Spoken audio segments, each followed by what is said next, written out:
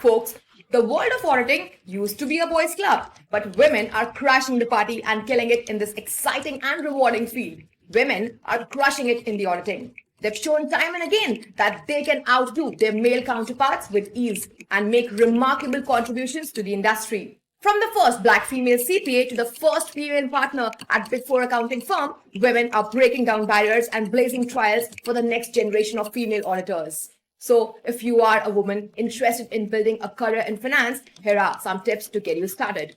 Number one, build your network. Reach out to mentors, attend networking events, and connect with other women in finance to build a strong support system. Next, learn from the best. Seek out successful women in the field and learn from their experiences. Take note of their strategies and apply them to your own career. Third, develop your skills. Stay up to date with the latest trends and technologies in finance. Take courses, attend workshops, and pursue additional certifications to develop your skills. Fourth, be confident. Believe in yourself and your abilities. Don't be afraid to take on new challenges and advocate for yourself.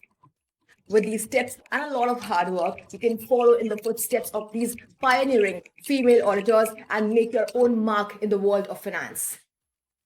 Together, we can achieve anything we set our minds to.